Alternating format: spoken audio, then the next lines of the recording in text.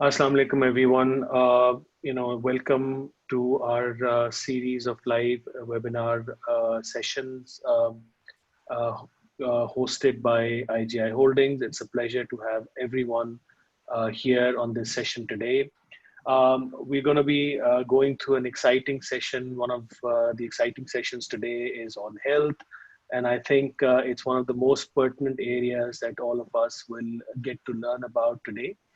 And just a little bit of housekeeping rules first, as we always do go through it. For the audience, we would be requesting the subject expert to engage with all the panelists on all the areas of focus. As audience, you can submit all your questions via Zoom, and the Q&A session has been kept at the end of the webinar, where I will be asking questions from the panelists, selected questions based on the time slots we have available. All the slides and recordings, as always, will be sent out on the social media handles within 24 hours of the webinar. So in case, for some reason, you are not able to join, as of now, you will be able to go through them at your own leisure later on. In case, unfortunately, you go through any technical difficulties, please reach out to Zoom Help Center, since this is a tool that we are using. Even for the panelists, in case, God forbid, if there is any internet outage, just request your patience, and we'll be back on. Hopefully, we will sail through it. Moving on from here, we would be streaming live through the Zoom platform, Facebook, LinkedIn, and YouTube. So we are welcoming you all on board these platforms, and we request you to join us on these platforms and view our webinar session.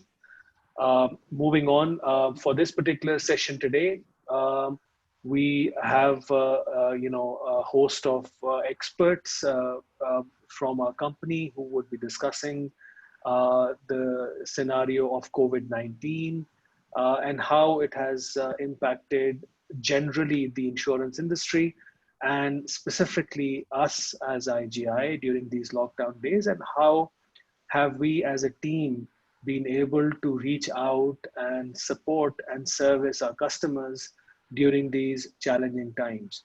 So I would like to sort of reach out to our subject expert, Dr. Fawad Sarwar, who will introduce himself, and then the panelists will introduce themselves, and then we will start on with the session. Over to you, Dr. Fawad. Thank you, Namansa, for giving us this opportunity to share something about this topic. As you know, these days, this is one of the most important issues concerning the lives, health, and economy of the people around the globe.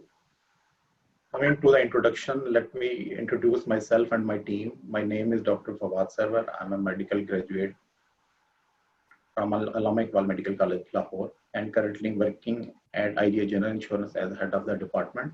My overall experience in health insurance industry of Pakistan is around 18 years. Now I will request my colleagues to introduce themselves, starting with Dr. Naeem. Thank you very much, Dr. Fawad.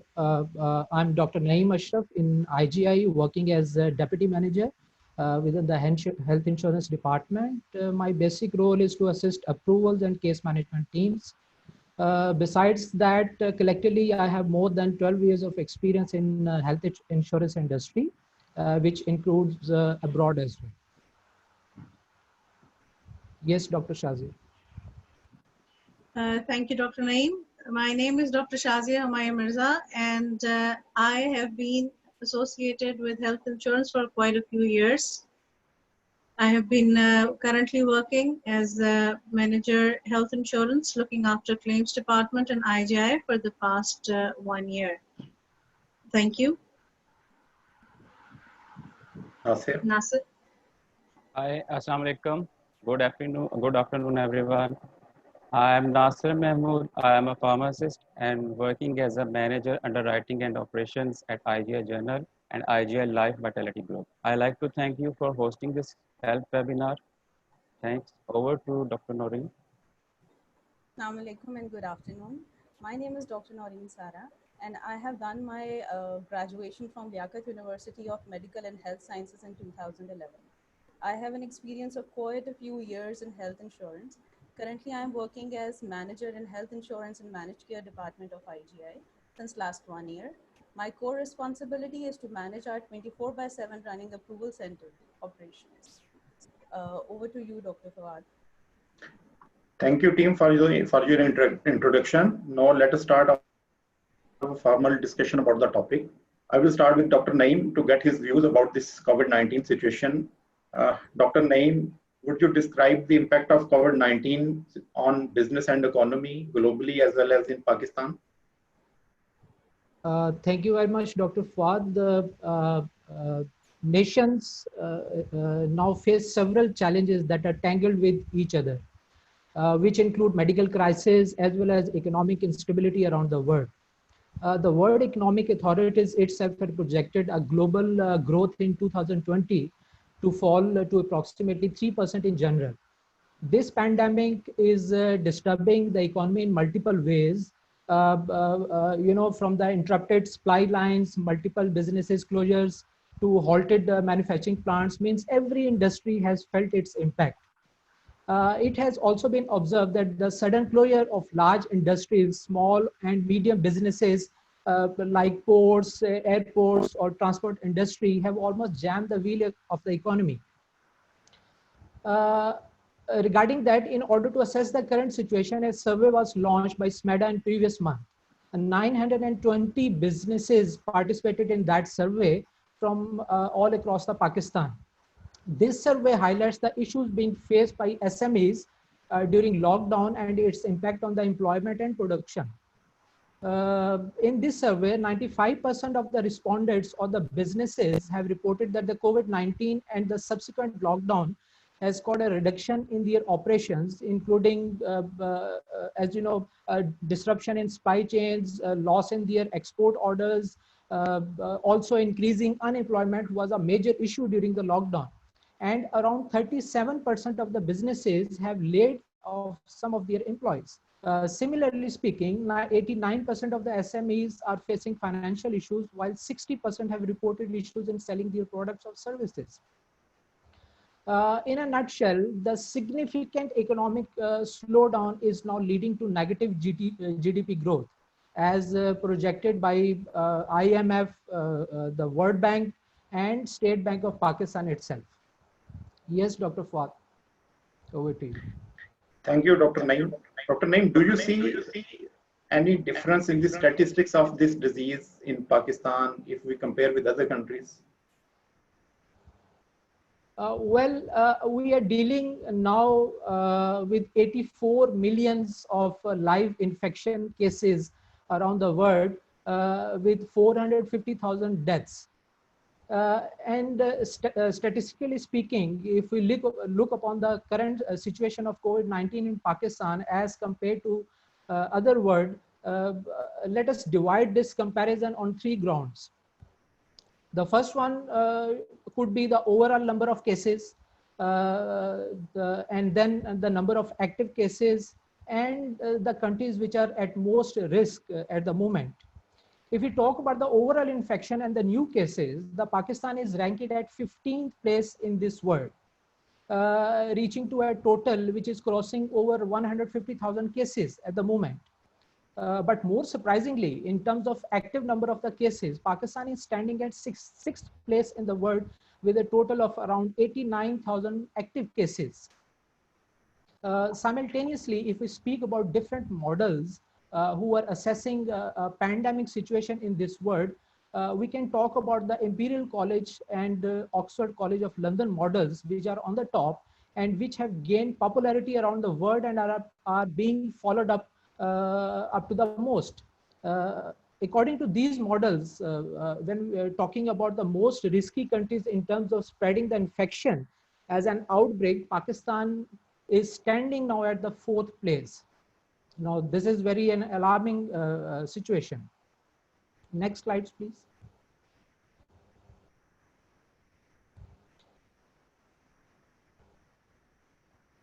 While you can see in this slide, while more digging into the situation, one can observe that nearly almost a month ago, on 18th of May, the number of cases in Pakistan were around 42,000.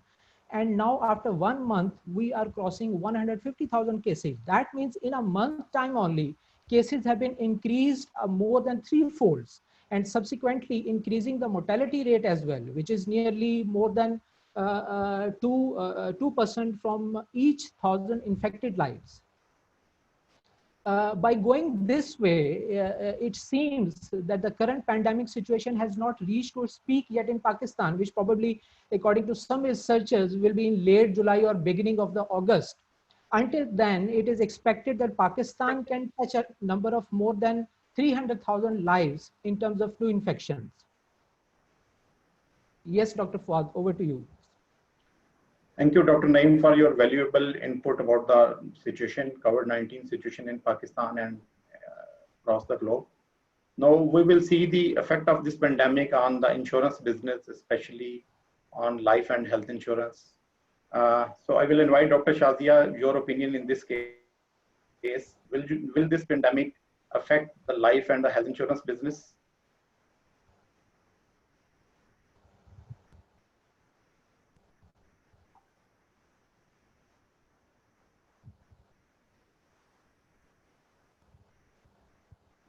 Thank you very much, Dr. Fawad. Thank you very much, Dr. Fawad. With the recession which is threatening the global economy, the insurance industry and their investments, they're all coming under pressure like all the rest of the business lines. Insurance companies are facing unique challenges, and how they will approach and respond to these challenges, this will determine their reputation for the future as well. The companies have business continuity and contingency plans, but they were not prepared for an outbreak like COVID-19. They have suffered the decline in business due to reduction in sales. To elaborate, the insurance companies rely on their investment portfolios to generate returns. When markets have been in turmoil, this results in strain on investment portfolios, and the interest rates dropped. That affected the income revenue streams as well. There's been a pressure on sales from reduced business activity and less use of face-to-face channels due to social distancing. All this led to decrease in premium volumes. On the other hand, companies are faced an increased burden of health and life claims resulting from the COVID-19 pandemic. The clients will be expecting their insurance coverage to reimburse some of the costs related to their tests and treatments. Well, pandemics are generally not taken into account, and policy premiums also did not cater to the healthcare expenses that relate to this unforeseen pandemic. This basically sums up the effect on the general and life health insurance lines. Thank you, Dr. Fawad. Thank you, Dr. Shazia, for your input on this question. So what challenges are faced by health insurance in Pakistan, especially in terms of our customers, and how effectively these are being managed by us? Similarly, you see there are many challenges that our providers are facing these days due to the deficiency of beds and ventilators, and there are the absence of certain standard treatments in these hospitals. So what do you see the challenges faced by the insurers and the providers? So insurance companies have been hit with multiple challenges all at once. Insurance is a highly complex business. It involves multiple processes like administering existing policies, pricing new businesses, and addressing customer inquiries and processing claims. The COVID-19 situation posed challenges for insurers to maintain their operations as normal ways of working. They became severely disrupted. When insurers revised their policies to provide adequate coverage for the pandemic, naturally there was uncertainty that which party will ultimately incur the additional cost for these adjustments. Then the biggest challenge that it has resulted in a huge spike in customer contacts. Whether it's about health cover in pandemic, or whether it's related to compensations, or issues related to availability of investigations and treatments of COVID, customers are contacting their health insurers with queries over what they may or may not be covered for. Customers are even requesting for facilitation of provision of treatment on behalf of their health insurers. Then another challenge was the continuity of work when the lockdown forced people to stay at home. Work routines were evolving to cope with safety needs emerging due to the coronavirus by transition to remote working. This posed a unique challenge of even keeping the employees motivated to counter the frustration and depression that could result from not coming out of homes for several days on end. However, most companies have tried to ensure that professional responsibilities to clients are fulfilled as in the normal times. Insurers that previously relied on physical paperwork, they've been forced to adopt digital solutions to serve their customers remotely. The dependence on efficient IT departments has increased considerably. All these factors raise another prevalent issue, the increase in the potential for entertaining fraud claims because investigative processes, they were disabled due to lockdowns. Next slide, please. The health insurance companies also face challenges due to their provider networks.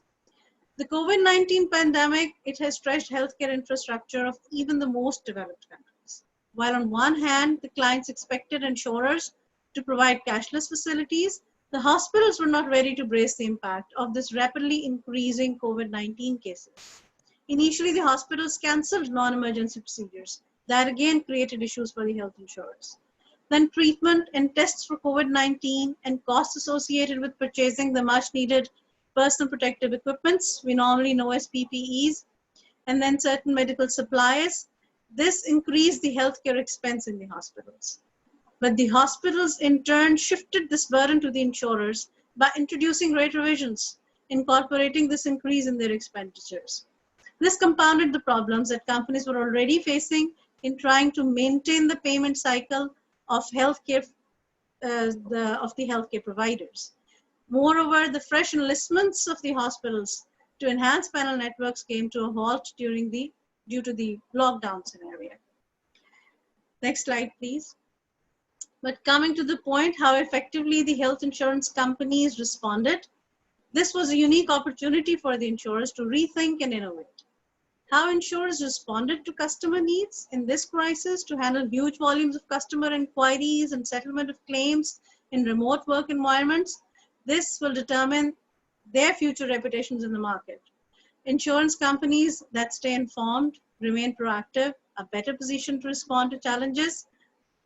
Definitely, they will come out as winners. In order to provide adequate protection to clients, certain terms in health and life policies needed to be revised with reference to the pandemic coverage.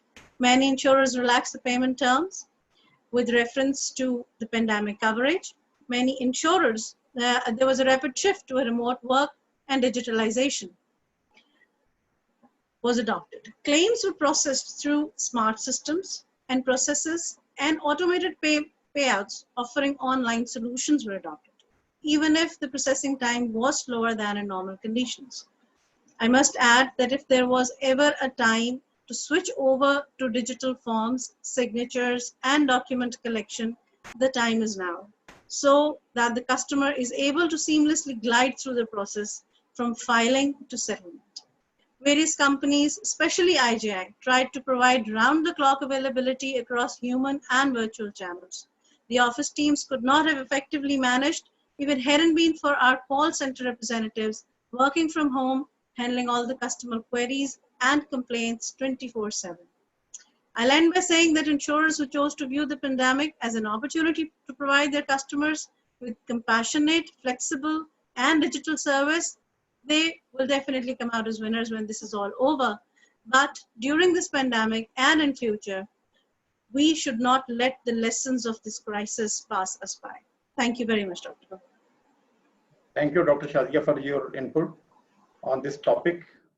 Dear attendees, I'm pleased to let you know that during these days when businesses are not fully operational, IGI remained one of those insurance companies in Pakistan which remained successful in executing its operations smoothly. This would have been possible without the support of our complete health team all across Pakistan and almost all departments of the company, including our IT department, our finance, HR, and admin teams. Due to their support, we remained able to collect premiums from our customers, which is a key to continue our services then to provide claim payments to the hospitals and insured members directly into their bank accounts, and to contact with the customers and providers on 24/7 basis. Alhamdulillah, I can say that our satisfaction level regarding the delivery of services remained above 90%. So to discuss this topic more in details, due to which we basically selected this webinar, this topic for this webinar, I will invite Mr. Nasir Mahmood. Nasir, will you please let us know the challenges that you faced during this lockdown period, and how did you overcome these challenges as far as smooth operations of health insurance are concerned, including your underwriting and claims department? Thank you, Doctor. In this slide, I will discuss the most challenges faced by health, underwriting, and overall the operations. First of all, we face challenge about business interruption, which will be covered after that. Business interruption by less communication with clients due to lockdown situation, as clients having routine to meet with us for finalizations of proposals. So physical communication gap disturb the business. Moreover, most of the clients were also under bad economic situation, as we are observing a downsizing and low economic situation all around us. In some cases of our old clients, we also had to care of our clients to issue policies with relaxed terms according to SECP orders due to long-term relationship with them. Similarly, we also face some delays in approvals of renewals and in new businesses, which is also due to less communication and meetings with them to make these business fruitful. And similarly, health cards in a hard form was also a big challenge for us, as everywhere offices and printing machines were closed to print out our orders, and dispatch options to deliver these cards to clients was also not possible. It was a tough situation to understand the client about their employees' coverage at the time of panel treatment, which was a big challenge. The next challenge we face is to arrange policy awareness sessions and to understand them, their policy coverage. Normally, we arrange these sessions in the territory of the clients with presence of their all employees in one gathering, which was a challenge to arrange such type of session where we have guidelines to adopt safe distancing and other precautions. Claims payment was also a big challenge, which was also managed effectively with our new technology in IT. Next slide, please.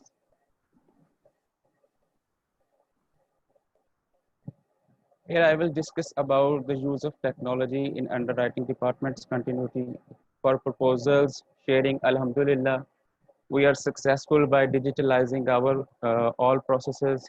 Similarly, we made possible premium invoicing sharing with the clients in time with digitalization. For premium collection, we also introduced digital solutions to avoid delays in policies, issuance, and other related matters. Policies in hard form where possible were delivered, but also try to deliver it in soft forms for clients' ease. We introduced e-health card and still working to improve this technology for end users to avail this facility for the treatment of their loved ones at the time of emergency at every panel hospital. For this purpose, our all panel hospitals are already aware with this innovation and well appreciated by most of the hospitals by this technology. To avoid communication gap, with our clients, we mostly adopted the technology of Zoom, WebEx, and Skype for meetings arrangement. Next slide, please. The next challenge for us to handle claims and their payments to hospitals and employees. Alhamdulillah, we also succeeded in this section. Just think about a lockdown situation everywhere. Courier services are not available, offices are closed, and imagine how the claims will be payable. We done it, Alhamdulillah, effectively we done it. We received the claims launched the queries. Although its ratio is less as per SCCP rules, objections on claims are also handled effectively. Not ended here, we also provided claim status to end users on their fingertips, even at their personal systems and laptops at their homes on their own screens. Next slide, please.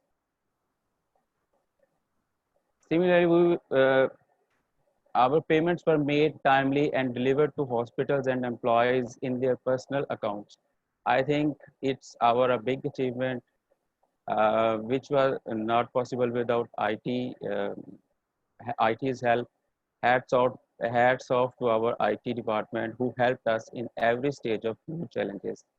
Thanks. It's all about from my side. Over to Dr. Thank you, Nasir, for letting us know the continuity of the health insurance operations at IGI. And these operations made us proud. Now we will discuss one of the key areas of health insurance that is considered the backbone of our operations, managed care operations, by which we remain in touch with our customers and providers 24/7 through telephone calls and emails. To get more information about this, I will request Dr. Noreen to explain the working of the managed care function during this pandemic situation. Please let us know as well if you faced any challenges in managing these activities. Thank you, Dr. Fawad. First, I would like to answer how operations were continued in pandemic and lockdown situation, and then I will move forward to the challenges that we faced. Let me tell you that these are the toughest time, and we are facing these times, toughest time that we as human beings are facing and going through. During these challenging times, we have gone an extra mile for our valuable customers to ensure their health and safety. Our team is working diligently 24/7 day and night to provide uninterrupted services to save human lives. There was not even for a single hour or a minute that we stopped our services for our customers during these tough times. So moving forward, during this pandemic situation, our fundamental principle to ensure 24/7 operations at approval center is to bend, but do not break. That is operational resilience. In order to ensure these operations, some elements were considered necessary. For example, workforce safety measures, which are in line with our HR protocols. Strategic preparedness, especially in terms of technology, enabling smooth transition of work to remote area, adaptability to this new normal, responsiveness in terms of maintaining internal and external communication channels with employees, policyholders, clients, brokers, or other customers in order to tackle day-to-day business and queries, and finally, the decisiveness. So what we did in order to ensure uninterrupted services and continued productivity, we introduced dynamic scheduling with flexible working hours for our staff. Approval issuance of pre-authorization requests that we were receiving via emails from all over the Pakistan, from panel hospitals, was ensured 24/7. Since most of the team members are working from home, so smooth workflow was an important aspect that was ensured among them, and for work from home strategy, necessary tools were provided by IT department. And we are thankful to our IT team for providing 24/7 assistance to us. So basically our backbone was IT, and let me tell you that with no doubt, IGI has one of the most committed and responsible IT team. Moving forward, we conduct essential training of all the team members from time to time in order to enhance the capacity building. Next slide, please. Similarly, our case management activities for medical, surgical, and maternity cases are being done via emails and phone calls directly with the provider. Client awareness sessions, as already mentioned by Nasir Saab, are also being conducted virtually through different electronic mediums. Simultaneously, our case managers are also assisting approval center on daily basis. Weekly web-based meetings are also being conducted with all team members in order to discuss their work-related issues and finding out the solutions accordingly. Next slide, please. Definitely working from remote area is not an easy task, and it do come up with some challenges like sometimes difficulty in maintaining work-life balance, system limitations and certain IT related issues. Thanks to our IT team who saves us whenever we face such issue. Managing shift duties from home, coordination of team members with their own colleagues, other departments and clients, as everyone is working remotely. And it becomes more challenging in case if someone is medically unfit among the team members. Similarly, physical visits by doctors in hospital for case management, meetings with existing or potential clients, and on-site verification of claims have been postponed for a transient period of time. Sometimes beds and ventilators availability at panel hospitals becomes challenging as hospitals are now overloaded with patients. Here I would like to recall one of our success story that will give you an insight of our team efforts and dedication towards work. There was a COVID patient from one of our esteemed client who was admitted in a renowned hospital in South region. Suddenly around midnight, we came to know that patient has got critical and need ICU care and may need ventilatory support as well. And that support is not available at that hospital or at that time. Patient attendants were very worried and they called us on our helpline and discussed the issue that hospital is referring the patient and that they have checked all over, but ventilators are not available. Our call center agent discussed the issue with our approval doctor at that time, and with efforts of around 30 minutes, we arranged the bed space for patient in another panel hospital. Patient was shifted within 1 hour and was transferred on the ventilatory support as he was critical, as I mentioned earlier. And due to our team efforts and quick response, patient's life was saved as that patient was recovered after a week and his family was really grateful to us for that. Over to you, Dr. Fawad. We receive. Thank you, Dr. Noreen. We receive a lot of questions from our customers. Is COVID-19 disease, is this disease covered in health insurance policy or not? What do you say? What are the coverage parameters for COVID-19 illness for IGI's insured members? Based upon the type of disease and IGI's inpatient policy, the coverage parameters of COVID-19 are like so many other viral illnesses and viral infections that cause flu, hepatitis, and chest infection. It is also a viral illness, and viral diseases are covered in IGI's inpatient policy. So if admission, hospital admission, along with medical supervision or treatment is required, we do cover it in our IGI's inpatient policy. However, we do offer pre-admission testing, like if someone is going for a surgical procedure, then as a prerequisite or a protocol, it will be covered. PCR investigation can also be covered from patient's OPD limit if it is available. Over to you, sir. Thank you, Dr. Noreen. Dr. Noreen, IGI has recently started a new helpline service for IGI customers for COVID-19. Will you tell us something about this helpline and how does it operate? Yes, that is actually our recent launch. Please, next slide.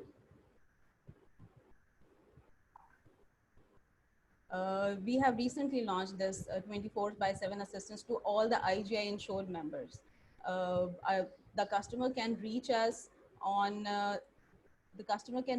through numbers that are already mentioned in the presentation. They can call from 8 a.m. to 12 a.m. midnight on 0423 450 3333, and from midnight 12 a.m. to morning 8 a.m. They can reach us out on our emergency helpline number, which is 0300 928 4674. The purpose of developing this helpline is to provide our insured members with the information regarding coverage of illness by IGI insurance, information regarding healthcare facilities, offering treatment, testing of COVID-19 at both public and private sectors, cost estimation of treatment and testing, where and how to access care in case of suspected symptoms, and any other query related to COVID-19 if they have. That was all about this helpline. Thank you, Dr. Fawad. Over to you. Thank you, Dr. Noreen. So, audience, before we get questions from the attendees, I will have a couple of questions from all the panelists again. Dr. Naeem, coming to you. there are a lot of experimental treatments going on, and you have seen that whenever some experimental treatment is exposed to the consumers or to the patients, it's the availability of the medicines become in shortage. So what do you suggest for the patients? Do they go for these kind of experimental treatments? What is your suggestion? Thank you very much, Dr. Fawad. Yes, in the market, there are a lot of experimental treatment. We are hearing about that. And in Pakistan as well, there are recent trials are going on. There were some trials were going on hydroxychloroquine in the beginning, and then some medication like remdesivir, which is an antiviral medication, and some treatments are also going on the plasma therapy, the replacement of plasma, as you know. So these all are currently under trial, because you know the COVID is a new infection to the world. It's currently nobody has known the exact treatment of the COVID-19, and neither a vaccination has been established for this illness. So all globally, there are multiple experiments are going on. You know that 100 of the companies are trying the vaccination trials on the humans, which have, some of them have reached to the phase 2 level as well. But as far as coming to your question, if we have to know that which is the exact treatment the patients can try, so there is no treatment. The most of the time it's a sportive treatment for the most critical patients, that is the oxygenation replacement, and yes, there is some achievement has been shown in Pakistan for plasma therapy. What is the plasma therapy? I think the best strategy would be the prevention is better than cure. The people, they should care for themselves, and then they should follow all the guidelines which government and the health departments are giving them time to time regarding the frequent washing of hands and using the mask all the times when going outside, and similarly maintaining the safe social distance. I think if the people, they follow these guidelines, perhaps they don't need to go for the treatment in these days. Dr. Naeem, another thing, you are managing a team of 5-6 doctors. Will you give credit to your team by the way they worked in these pandemic days when there is lockdown and people are unable to move from one place to the other place? How did they work? Yes, for sure, Dr. Fawad. I'm managing actually a case management team. You know that because of this lockdown, the physical visits for the case managers was not possible. So what I'm giving credit to the team is that they didn't stop the work. Actually, they were involved with the hospitals, with the doctors, through the emails, through phone calls. And in fact, let me say that the scope of the work has widened actually during this lockdown period, because doing a physical visit was time bound actually, and now they are dealing on the phone and emails, so they have widened the scope of their case management. Let me also say that we were also doing the awareness sessions for the clients on their demand, and these are not stopped as well. We are doing the awareness sessions on web-based mediums, like Dr. Noreen has said, that on Zoom and other applications. So the things are moving on, and we didn't stop at anywhere except the physical visits. Thank you. Dr. Shazia, coming to you. You are basically managing the claims section of our health team.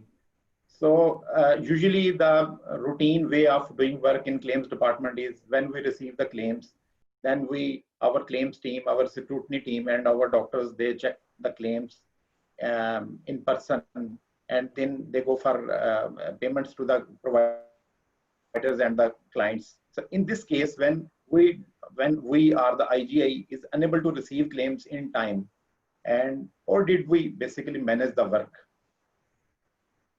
Thank you very much, Dr. Fawad. We tried our best to cater to the claims. Yes, initially there were problems when even the courier services are suspended and we had not initiated the online services.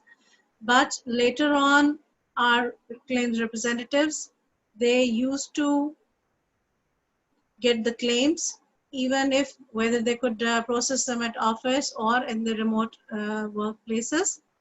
They not only catered to the physical claims, but we also gradually allowed our clients to send soft copies of the claims so that they could be evaluated, complete scans, and they could be processed. We did relax the objections criteria. We tried to entertain maximum claims in the true spirit.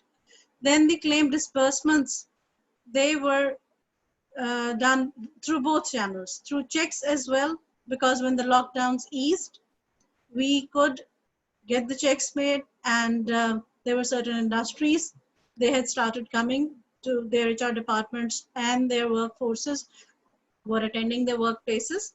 We sent them checks as well, and there were certain institutions with whom we made it possible for the IBFT transfers of the claims, whether directly to the client or in one or two cases directly to the employees. It basically also depended on the mutual effort that the HRs of the other clients also put in.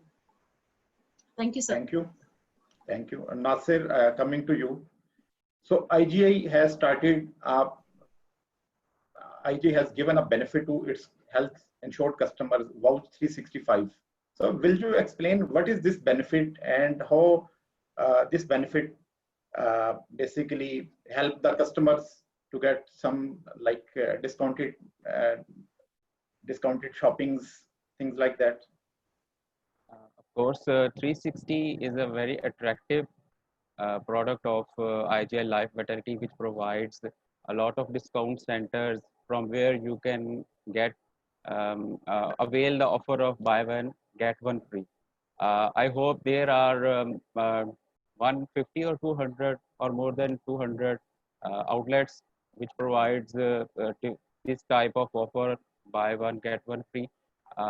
This is totally free for health insurance customers and for life insurance customers. I think this is one and biggest achievement of our IT department. I think it's very beneficial for our customers. Over to you. Thank you, Doctor. Thank you, Nasir. Dr. Noreen, if we exclude IT services from our call center or the approval center, which operates 24/7, what other challenge did you face during these 2-3 months, excluding the IT challenge? Sir, excluding the IT challenge, as I already mentioned, that the main issue initially was to manage the shift duties of our call center agents who were working from remote areas. So that was the main challenge that we faced. But somehow we overcome it, and we divided the roster among them and also facilitated them as they were working from home. We accept that sometimes we also face the challenge when someone is medically unfit, so that agent is not available to work even from remote area if he is not feeling well.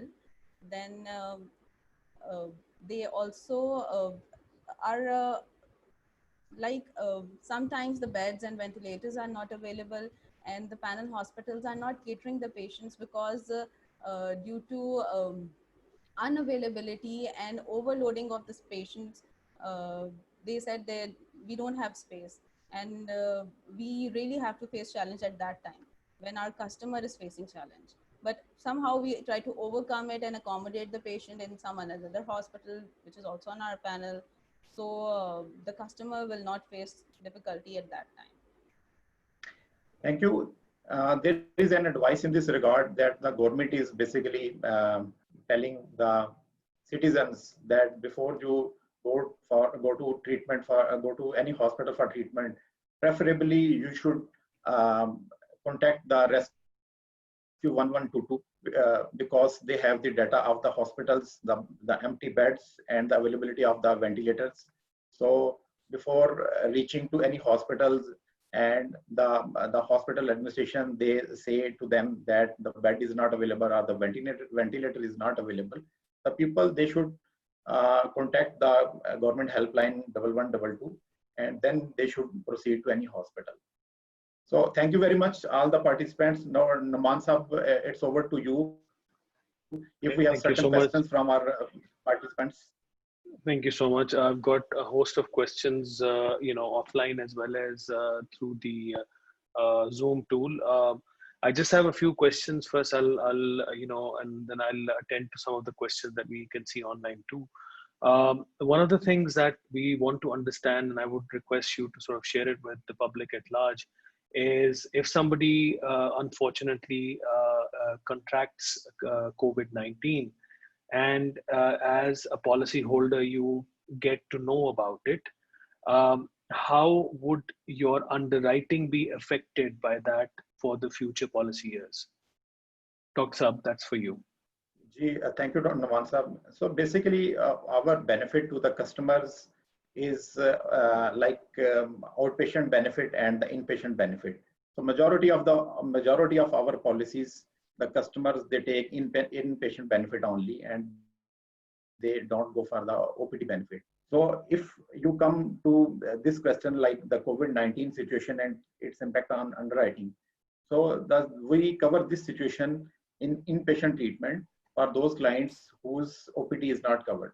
So in COVID-19 situation, mostly around 90% of the patients, they recover themselves by isolating themselves at homes, and they need to take simple medicine, symptomatic treatment like Panadol or an anti-allergic treatment or anything like which can be taken at home. So the people, they don't need to go to the hospital and get any inpatient treatment. So in that case, the policy don't cater these patients. And if their OPD treatment is also covered, then these patients, they can go for the purchase of medicines or the investigations. They can go for reimbursement from IGI. As far as the underwriting is concerned, we have observed during these 3 months that the incidence of hospitalized patients is not too much as compared with the our incidence of the other diseases. Like it is less than 0.5%, 0.05% even. However, whenever the patient approaches to the hospital, he needs serious treatment, which includes the admission in the ICU and then most probably the ventilator. Unfortunately, the outcome, whenever a patient gets ventilator, the outcome is not very good. More than 85% patients, they don't revert from ventilator, and mortality rate is high. So anyhow, the patients, when there is no second alternate available, they have to approach to the hospitals. As far as we are concerned, we are just observing the numbers, the statistics, and trying to build some model to calculate premium and to offer some new limit or new product for the COVID-19 patients only. Let's see how things unfold in the coming days. Naman Sahab. Thank you so much. Thank you so much. Just dovetailing into that particular area that we just discussed, we've got a question from our audience from Dr. Rizwan, where he's trying to find out whether you have witnessed any direct or indirect decrease in the loss ratios because elective treatments have reduced or finished for some period of time, and the admissions across the hospitals, at least for the elective parts, have gone down. So are you witnessing any decrease in the loss ratios? Dr. Saab, Yes, that's during these 2-3 months, we have observed the number of admissions of the elective treatments they have reduced in our network hospitals. And similarly, we observed that the reimbursement claims, the number of reimbursement claims that we used to receive, these have reduced as well. So, like how the disease goes in next 3 months or 6 months, it will tell the actual situation in the coming days. However, the people they try to avoid to visit the panel, to avoid the panel hospitals or the non-panel hospitals, because the risk of catching the disease is more whenever you approach to the hospital. So it's better to wait for some good days to take the elective treatments. As far as loss ratios are concerned, like we have observed some decrease in the loss ratios. okay. Thank you. Thank you so much. I've got a question for Dr. Shazia. She mentioned quite a lot in detail with regards to some of the tools that she's using in terms of serving the customers offline or digitally. Dr. Shazia, what I have come across, in various instances, also on the flip side, is that the client themselves or himself, they prefer to have hard copies of policy documents or other documentation. How are you addressing a challenge like that in these times? Well, Naman Sahab, the clients, yes, they like to have the hard copies, but Nasser also explained in that in his presentation that with the help of the portal link that they have opened up for more and more clients, it is almost having like having a physical thing in their hands when they have a digital web card on their portal which they can show to the clients. But yes, this was a challenge. We could not really give physical cards to all the clients. But as soon as the courier services opened, even this issue was addressed. Not only were they being given services digitally, but they were also shared the physical their identification cards. Then their datas were updated, and we tried our best to continue the service as a normal place with, yes, some delays, of course. Thank you, Naman. Okay. Thank you. I've got another question from the audience from Dr. Ajmal, and he's seeking clarity on the uncertainty with the pandemic and how that uncertainty has affected people. How IGI is planning to meet the increasing expectation of service levels, primarily with regards to the COVID-19 scenario and the coverage, being offered by IGI. So, Dr. Saab, Dr. Fawad, if you could sort of address that, from the service level perspective and specifically the COVID-19 cases, if you could just reflect on that. So I think as far as COVID-19 situation is concerned and service levels of IGI are concerned, as explained by my colleagues, that we have already started a couple of things. We have started our COVID-19 helpline specifically for IGI customers. So I think we are pioneer in this case. And we have started accepting the soft copies of the claims, as Dr. Shazia has already mentioned. We have started providing the e-health cards to our customers because there was a delay in providing the hard copies of the health cards due to the unavailability of the printing services and the courier services. So I think as far as the service levels are concerned, we are doing good. And if Dr. Ajmal is asking about how will we lead from the front as far as coverage is concerned, so we are already covering the disease in our inpatient treatment. And if the client is getting our OPD services from IGI, we are covering its tests and its medicine used during the homes as well. So if we are basically discussing to offer a new limit only for COVID-19. Uh, it is just in the primary phase. We are just discussing it. If we find it appropriate, we will offer to our existing customers and our new customers, inshallah, in the coming days. Aman sir. Okay. Okay, thank you. I've got a quick question for Dr. Noreen, and this is kind of linked with the operation that you are managing. How do you foresee telehealth as an emerging sector in Pakistan? And since you are managing a COVID-19 helpline yourself, do you see any future in terms of this being as a full-fledged service or a value addition for a health insurance operation? Thank you, Namansa. Yes, telemedicine is a new service, new thing that we are seeing these days, that many hospitals, many big hospitals are offering to patients. It has got a big role in future as well. Patient can, without visiting the doctor, without visiting to the hospital and having the threat of infection at hospital, they can seek proper medical care, proper treatment, and proper follow-up with the doctors by sitting at home at their comfort level, and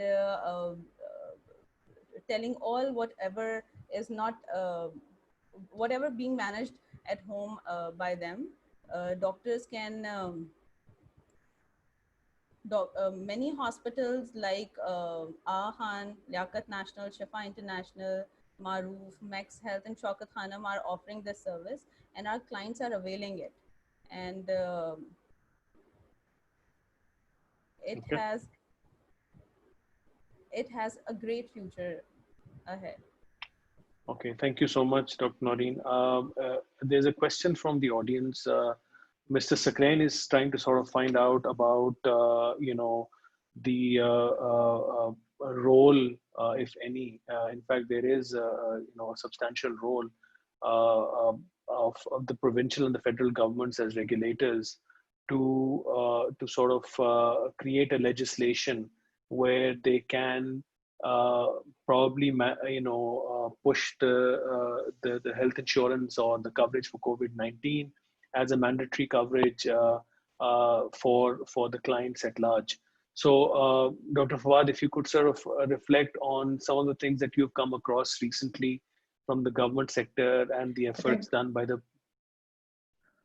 I think the situation of insurance companies and its coverage in Pakistan is a bit different.